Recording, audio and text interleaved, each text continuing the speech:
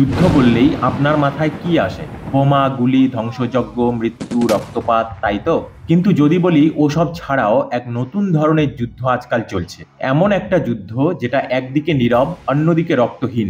যে যুদ্ধে একটিও গুলি ছোড়া হয় না, কিন্তু দেশের পর দেশ ধ্বংস হয়ে যায়, জেনারেশনের পর জেনারেশন ধ্বংস Oh হয়ে my যায়। God. একটা দেশের বাঁচার সমস্ত রাস্তা বন্ধ করে দেওয়া সম্ভব শুধুমাত্র একটা কলমের খোঁচায়। না থাকবে কোনো বাণিজ্য, না থাকবে কোনো প্রযুক্তি, না থাকবে কোনো আর্থিক লেনদেন। না মানে এটাও কি কখনো সম্ভব যে একটি দেশ অন্য একটি দেশকে আক্রমণ না করেই তাকে তার সামনে হাঁটু গেড়ে দাঁড় করাতে পারবে, তার শিল্প কারখানা ধ্বংস করে দিতে পারবে, তার সাধারণ জনগণের মুখের খাবার পর্যন্ত কেড়ে নিতে পারবে? আপনি হয়তো বুঝতে পারছেন না, কিন্তু এই যুদ্ধই এখন চলছে। যে যুদ্ধে অস্ত্র হলো পুরো অর্থনৈতিক ব্যবস্থা আর ভোগে লক্ষ লক্ষ সাধারণ মানুষ। শুধু তাই নয়, এই যুদ্ধই এখন গোটা বিশ্বে ক্ষমতার পরিবর্তন ঘটাচ্ছে। আর এই যুদ্ধে ব্যবহৃত যুদ্ধাস্ত্রের নাম হলো মার্কিন নিষেধাজ্ঞা বা ইউএস স্যাংশনস। আমেরিকার বৈদেশিক নীতিতে ব্যবহৃত সবচেয়ে শক্তিশালী একটি গোপন অস্ত্র হলো ইউএস স্যাংশনস বা আমেরিকান নিষেধাজ্ঞা, যা যে কোনো সামরিক অস্ত্রকেও হার মানায়। আমেরিকান মিসাইল বা বোমা গোটা বিশ্বে যে ধ্বংসযজ্ঞ ঘটিয়েছে এবং ঘটাতে সক্ষম, তার চেয়েও বেশি ক্ষতিকারক হলো আমেরিকান নিষেধাজ্ঞা। কারণ এরা হাতে মারে না, এরা ভাতে মারে। আর এই নিষেধাজ্ঞা সরাসরি এফেক্ট ফেলে আপনার ভবিষ্যতে, আপনার নিজের মানি ব্যাগে, যদিও আপনি হাজার হাজার মাইল দূরে বসবাস করেন। এছাড়াও আপনি সম্ভবত পুরো গল্প জানেন না যে ইরান, ভেনেজুয়েলা এবং রাশিয়ার ক্ষেত্রে আসলে কি ঘটেছিল এবং ঘটছে। এই ভিডিওতে আমি আমেরিকার এই ভয়ঙ্কর গোপন অস্ত্রের সমস্ত গোপন স্তর আপনাদের সামনে প্রকাশ করব। মার্কিন নিষেধাজ্ঞার মর্মান্তিক বাস্তবতা ও অস্বস্তিকর সত্য তুলে ধরব। এই ভিডিওর শেষে আপনি জানতে পারবেন কিভাবে আর্থিক নিষেধাজ্ঞা পারমাণবিক বোমার চেয়েও ভয়ঙ্কর হতে পারে। তাহলে চলুন শুরু করা যাক। মার্কিন নিষেধাজ্ঞা হলো এক ধরনের শক্তিশালী অসামরিক অদৃশ্য অস্ত্র, যা কোনো দেশকে বিচ্ছিন্ন করতে, দুর্বল করতে এবং চাপে ফেলার জন্য তৈরি করা হয়েছে, যা পূর্ণাঙ্গ যুদ্ধের বিকল্প হিসেবে ব্যবহার করা হয়। মার্কিন নিষেধাজ্ঞা আপনার আর আপনার দেশের ব্যাংক অ্যাকাউন্ট ফ্রিজ করে দেয়, আপনার দেশে কোনো টেকনোলজি ঢোকার রাস্তা বন্ধ করে দেয়, অর্থনৈতিক লেনদেন আটকে দেয়, ফলে গোটা অর্থনীতি নষ্ট হতে থাকে। আর সাথে সাথে আমেরিকার নিরাপত্তা, বৈদেশিক নীতি বা অর্থনৈতিক স্বার্থের জন্য বিপজ্জনক ব্যক্তিদের এগেইনস্টে গোটা বিশ্বে প্রচার করতে থাকে। আর এই নিষেধাজ্ঞাগুলি কারা ইস্যু করে? এমনিতে এগুলো ইস্যু করে মার্কিন যুক্তরাষ্ট্রের ট্রেজারি বিভাগ অর্থাৎ ওএফএসই। তাদেরকেই দায়িত্ব দেওয়া থাকে নিষেধাজ্ঞা ইস্যু করার জন্য। তবে মার্কিন পররাষ্ট্র দপ্তর, মার্কিন কংগ্রেস, এমনকি মার্কিন প্রেসিডেন্টও চাইলে এক্সিকিউটিভ অর্ডারের মাধ্যমে এই নিষেধাজ্ঞা জারি করতে পারেন। আর কেন জারি করা হয় এই নিষেধাজ্ঞা? যদি আমেরিকার নিরাপত্তা হ্যাম্পার হয়, কোনো দেশের মানবাধিকার লঙ্ঘন হয়, কোনো দেশ পরমাণু অস্ত্র বানাতে চায়, যদি কোনো সরকার গণতন্ত্র বিরোধী কার্যকলাপ করে, যদি কোনো দেশ বা গোষ্ঠী বিশ্ব শান্তি বিঘ্নিত করার চেষ্টা করে, তাহলে তাদের উপর চাপ সৃষ্টি করতে মার্কিন নিষেধাজ্ঞা লাগানো হয়। মার্কিন যুক্তরাষ্ট্র বলে যে তাদের নিষেধাজ্ঞার প্রধান লক্ষ্য হলো সামরিক শক্তি ব্যবহার না করে অপরাধকারীর আচরণে পরিবর্তন আনা। এবার ধরুন আপনার গ্রামে একজন অসৎ দোকানদার আছেন, যিনি সবসময় মানুষকে ঠকান। একদিন বিরক্ত হয়ে গ্রামবাসীরা তাকে বয়কট করার সিদ্ধান্ত নিলেন। তাহলে কি হবে? তার বিক্রি কমে যাবে। বিক্রি কমে গেলে সে কি করবে? সে কি তার আচরণ পরিবর্তন করবে? অবশ্যই তার আচরণ পরিবর্তন করা উচিত, নইলে সে সকলের থেকে বিচ্ছিন্ন হয়ে পড়বে, তাই তো? এটাই হলো নিষেধাজ্ঞা। এভাবেই মার্কিন নিষেধাজ্ঞা কাজ করে। দেখুন, নিষেধাজ্ঞার ইতিহাস নতুন নয়, এর ইতিহাস হাজার হাজার বছর পুরনো। 432 খ্রিস্টপূর্বাব্দে এথেন্স তার প্রতিদ্বন্দ্বী দেশ মেগারাকে বিখ্যাত মেগারিয়ান ডিক্রির মাধ্যমে অর্থনৈতিকভাবে শ্বাসরুদ্ধ করেছিল। সেটা কোনো যুদ্ধ ছিল না, সেটা ছিল মেগারাকে দুর্বল করার জন্য একটা বাণিজ্যিক নিষেধাজ্ঞা। আর এটি হচ্ছে আমাদের জানা অন্যতম প্রাচীন একটি নিষেধাজ্ঞার উদাহরণ। প্রাচীনকালে নিষেধাজ্ঞাগুলি প্রায়ই ক্ষুধার্ত জনগণকে আত্মসমর্পণের দিকে নিয়ে যেত। মধ্যযুগে অর্থনীতিকে শ্বাসরুদ্ধ করতে, আধিপত্য জাহির করতে এবং রক্তপাত ছাড়াই অবাধ্য শাসকদের শাস্তি দিতে বন্দরগুলি অবরুদ্ধ করা হতো এবং নিজেদের শত্রু দেশগুলিকে দুর্বল করা হতো। বিংশ শতাব্দীতে যখন প্রথম বিশ্বযুদ্ধ এবং দ্বিতীয় বিশ্বযুদ্ধ চলছিল, সেই সময় সরাসরি যুদ্ধ না করে অবরোধ করে এবং নিষেধাজ্ঞার মাধ্যমে বেশিরভাগ সময় শত্রুদের দুর্বল করার চেষ্টা করা হতো। এমনকি প্রথম বিশ্বযুদ্ধের পর মার্কিন প্রেসিডেন্ট উড্রো উইলসন বলেছিলেন, নিষেধাজ্ঞাগুলি যুদ্ধের আগ্রাসন ও ধ্বংস আটকানোর জন্য একটি ভয়ঙ্কর প্রতিকার। 1919 সালে যখন লিগ অফ অফ নেশনস গঠিত হয় তখন তারা প্রেসিডেন্ট উড্রোর এই চিন্তাভাবনাকে আপন করে নেয় এবং 1935 সালে ইতালি যখন ইথিওপিয়াকে আক্রমণ করেছিল তখন মুসোলিনিকে কন্ট্রোলে আনার জন্য লিগ অফ নেশনস ইতালির বিরুদ্ধে স্যাংশন জারি করে দিয়েছিল। কিন্তু সেটা করে ওরা মুসোলিনিকে আটকাতে পারেনি, সেটি ব্যর্থ হয়েছিল। কিন্তু ব্যর্থতা সত্ত্বেও সরাসরি যুদ্ধের বিকল্প রাস্তা হিসেবে নিষেধাজ্ঞার যে কনসেপ্ট সেটা সকলের মনে গেঁথে যায়। 1991 সালে কোল্ড ওয়ার শেষ হওয়ার পর যখন সোভিয়েত ইউনিয়ন ভেঙে যায় তখন মার্কিন যুক্তরাষ্ট্র হয়ে ওঠে বিশ্বের একমাত্র শক্তিশালী সামরিক ও অর্থনৈতিক দেশ। আর তারপর থেকেই নিষেধাজ্ঞা আমেরিকার প্রথম পছন্দের অস্ত্র হয়ে ওঠে এবং আমেরিকা প্রায়ই সরাসরি যুদ্ধ না করে অর্থনৈতিক নিষেধাজ্ঞাকে ব্যবহার করতে শুরু করে। এছাড়াও যদি আপনি মার্কিন যুক্তরাষ্ট্রের দৃষ্টিকোণ থেকে চিন্তা করেন তাহলে ভাবুন তো, যদি আমেরিকা আপনার ব্যাংক অ্যাকাউন্ট ফ্রিজ করে সব রকম প্রযুক্তি নিষিদ্ধ করে আপনার দেশের অর্থনীতিকে বেকায়দায় ফেলতে পারে তাহলে তারা সৈন্য পাঠাবেই বা কেন?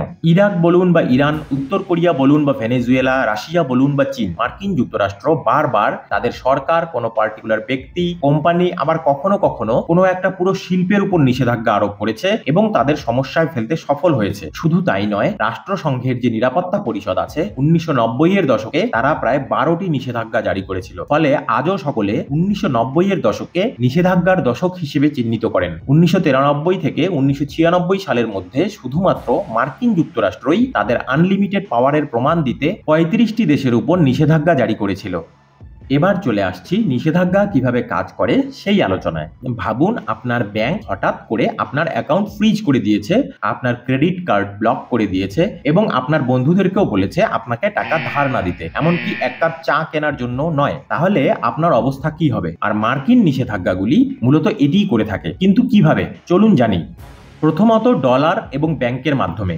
গোটা বিশ্বের বেশিরভাগ বাণিজ্য মার্কিন ডলারে চলে। নিষেধাজ্ঞা জারি হলে সেই দেশ বা সংস্থা আর মার্কিন আর্থিক ব্যবস্থায় প্রবেশ করতে পারে না। সুতরাং যদি ইরান বা রাশিয়ার মতো কোনো দেশের উপর নিষেধাজ্ঞা আরোপ করা হয় তাহলে তাদের ব্যাংকগুলি ডলার ব্যবহার করতে পারবে না, আমেরিকার সাথে যুক্ত আন্তর্জাতিক পেমেন্ট সিস্টেম ব্যবহার করতে পারবে না বা মার্কিন ডলার দিয়ে বিশ্বের কোনো ব্যবসায় জড়িত হতে পারবে না। আর আন্তর্জাতিক স্তরে ডলার ছাড়া কোনো ব্যবসা বা চুক্তি নেই বললেই চলে।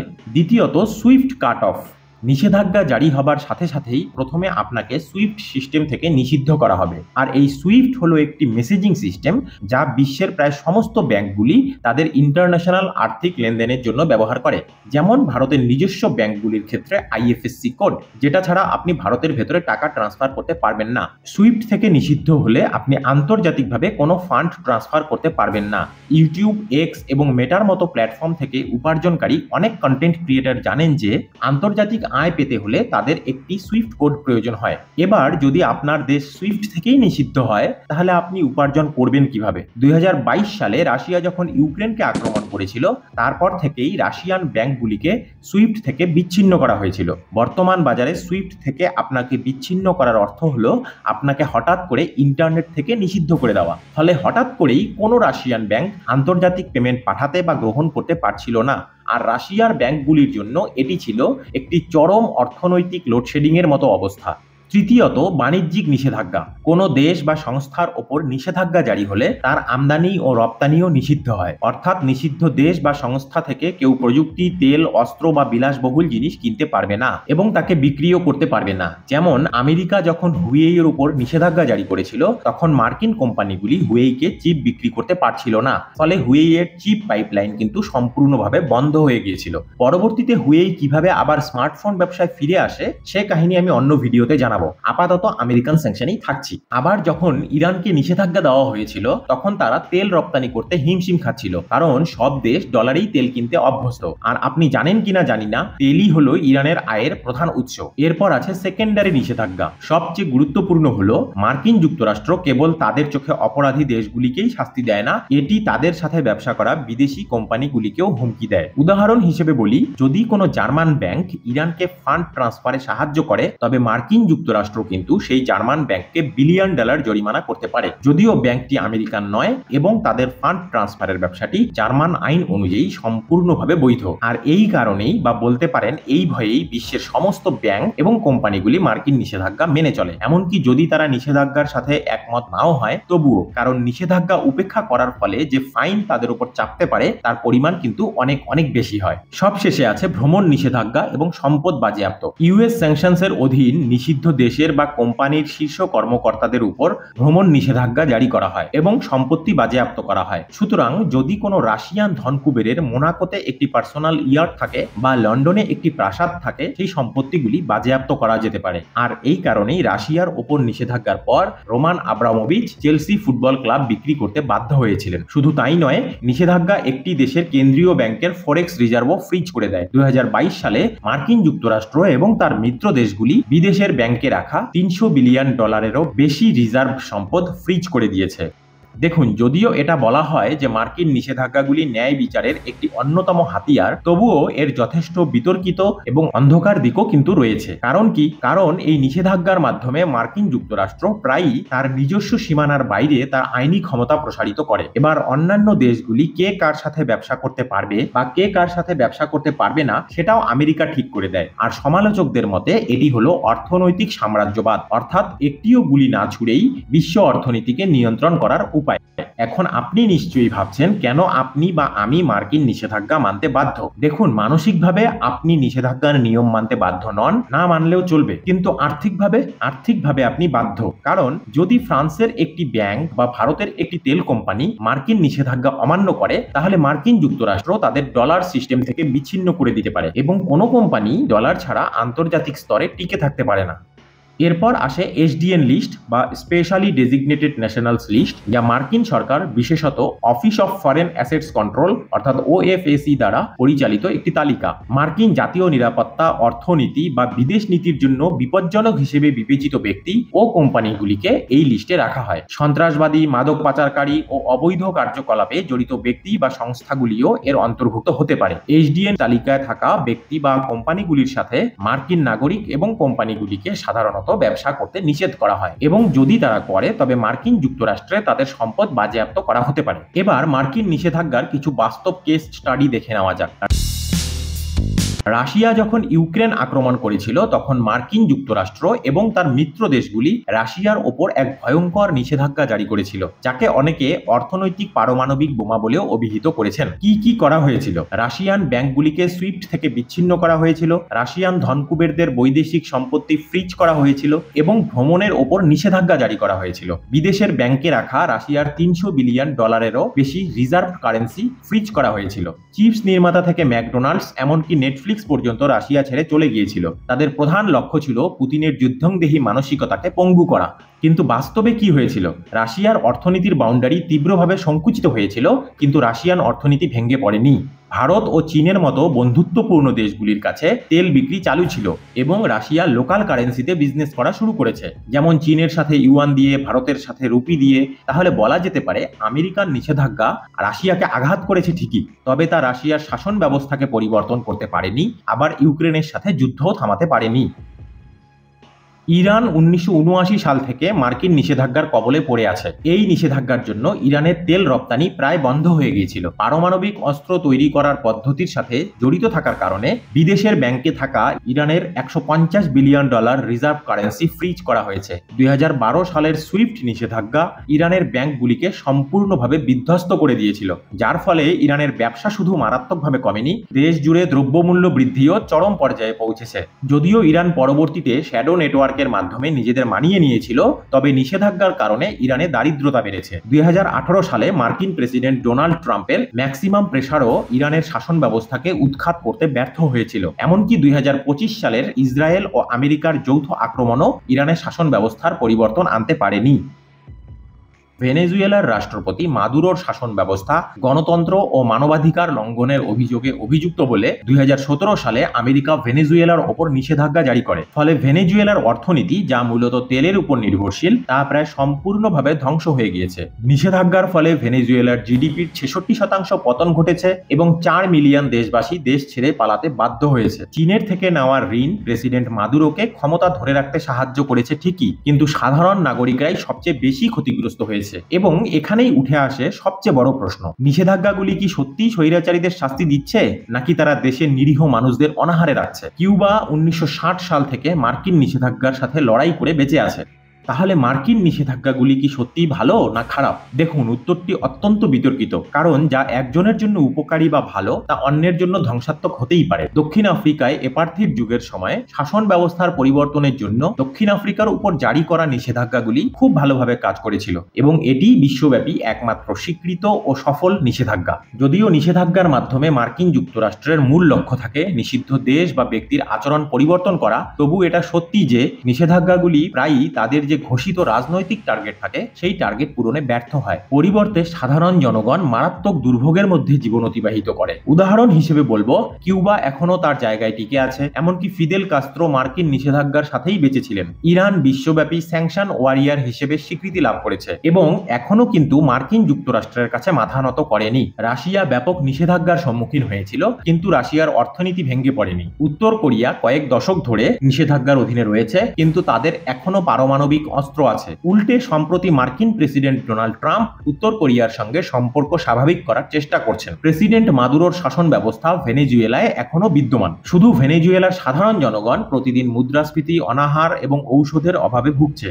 যখন একটি দেশের অর্থনীতি ধ্বংস হয়ে যায়, যখন একটি জাতিকে নিষেধাজ্ঞা দেওয়া হয়, তখন তার শাসক, সামরিক নেতা এবং অভিজাত সম্প্রদায়ের মানুষেরা সাধারণত কিন্তু কোনো সমস্যায় পড়েন না এবং তাদের ক্ষমতা ও সম্পদ ধরে রাখেন। ভোগান্তি হয় শুধু সাধারণ জনগণের, যারা চাকরি হারায়, আশা হারায়, স্বপ্ন হারায়। কোনো নিষিদ্ধ দেশের রাষ্ট্রপ্রধান কখনো না খেয়ে থাকেন না, বরং ভোগেন সেই সব সাধারণ মায়েরা যারা তাদের সন্তানের জন্য খাবার ও ওষুধ কিনতে পারেন না, তাদের সন্তানদের স্কুলে পাঠাতে পারেন না। ইউনিসেফের রিপোর্ট অনুযায়ী 1990-এর দশক থেকে ইরাকের উপর জাতিসংঘের নিষেধাজ্ঞার কারণে 5 লক্ষেরও বেশি শিশুর মৃত্যু হয়েছে। করোনার সময়কালে নিষেধাজ্ঞার শিকার হওয়া দেশগুলি তাদের নাগরিকদের জন্য শুরুতেই ভ্যাকসিন সংগ্রহ করতে পারেনি, কারণ কোনো ভ্যাকসিন কোম্পানি মার্কিন যুক্তরাষ্ট্র দ্বারা কালো তালিকাভুক্ত হতে চায়নি। তাই বলা যায় নিষেধাজ্ঞাগুলি কোনো জাদুর কাঠি নয়। হ্যাঁ, এগুলিকে যুদ্ধের একটি ন্যায্য বিকল্প হিসেবে দেখা যেতেই পারে, তবে এটাও স্বীকার করে নিতে হবে যে নিষেধাজ্ঞা একটি ভোঁতা অস্ত্র। তারা শাসন ব্যবস্থার উপর চাপ সৃষ্টি করতে পারে ঠিকই, তবে তার বিনিময়ে সাধারণ নাগরিকদের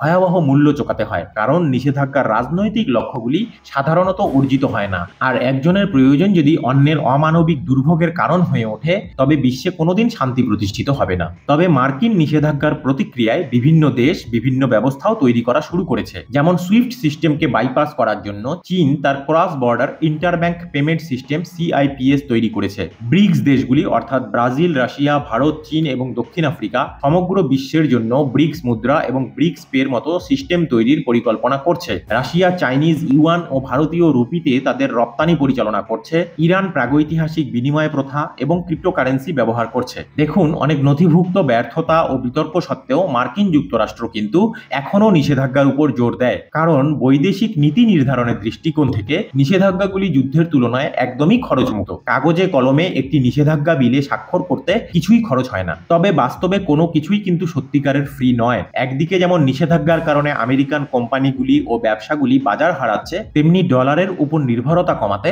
অন্যরা আরো শক্তভাবে একত্রিত হচ্ছে। তাহলে কি মনে হচ্ছে, মার্কিন নিষেধাজ্ঞাগুলি কি সত্যিই কার্যকর, নাকি তারা নিজেদের অজান্তেই গোটা বিশ্বব্যাপী একটি নতুন জোট তৈরি করছে এবং নিষেধাজ্ঞা আমেরিকার জন্য একটি আত্মঘাতী কৌশল হিসেবে প্রমাণিত হচ্ছে? তবে মনে রাখবেন, মার্কিন ডলার এখনো বিশ্বের সবচেয়ে শক্তিশালী মুদ্রা। কিভাবে তারা এই আধিপত্য অর্জন করেছে তা জানতে এই ভিডিওটি দেখুন। আপনার সাথে আমার সেখানেই দেখা হবে। আমি ভাইরাল ভুটকুন। জয় হিন্দ, বন্দে মাতরম।